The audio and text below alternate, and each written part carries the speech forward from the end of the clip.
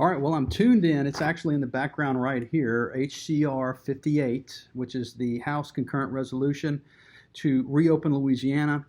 It looks like it stalled in committee. It started a little after 1 o'clock. It's now, oh, shoot, almost 4. It's 3:45. They're still at it. And this is the point. And look, and they've amended it and taken some of the teeth out. Let me read you what the amendment, as far as I know, is done.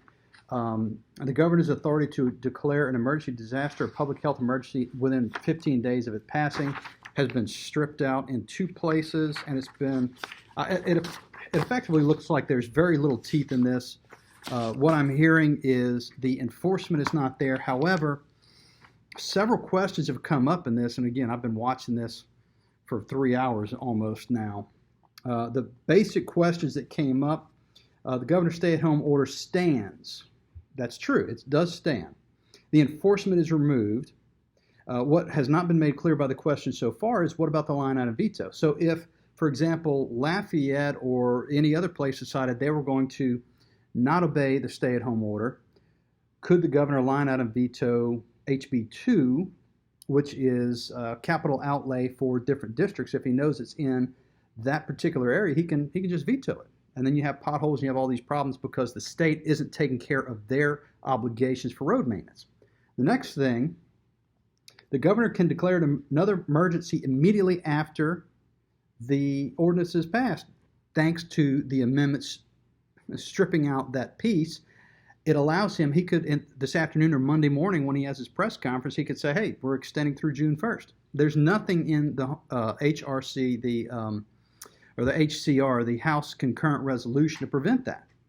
The next item is the concurrent resolution will take at least 5 days to pass the House and the Senate. So what happens is today it's in committee. It's still in committee, almost 4 o'clock in the afternoon. If it gets through committee favorably, it goes to the House floor tomorrow. Now, the House doesn't convene until 5 o'clock tomorrow evening, so it's likely to have very much similar back and forth and fighting on this until they eventually get to vote on it. If it passes, then it would go to the Senate, but they generally don't meet on Friday, so that's not going to happen until next week.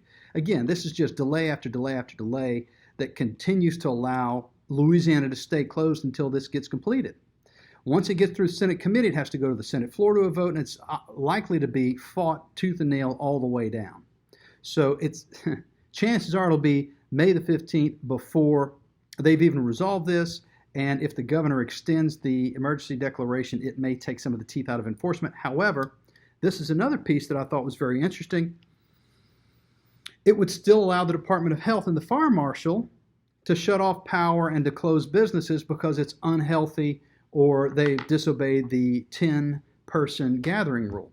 So to say that the governor can't enforce it doesn't preclude the fire marshal from enforcing it, and if you go to the snitch hotline, it's got the fire marshal's logo on it.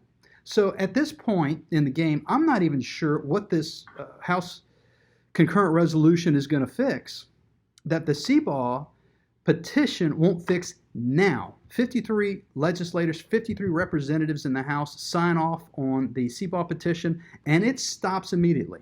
And to me, that makes the most sense. You want to reopen Louisiana?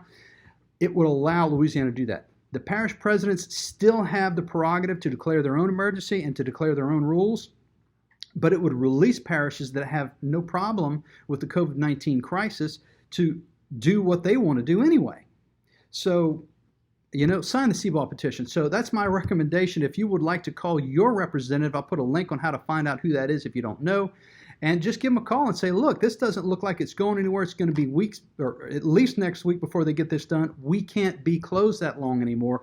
Please let us reopen. Call them up. The link is in the description of the video.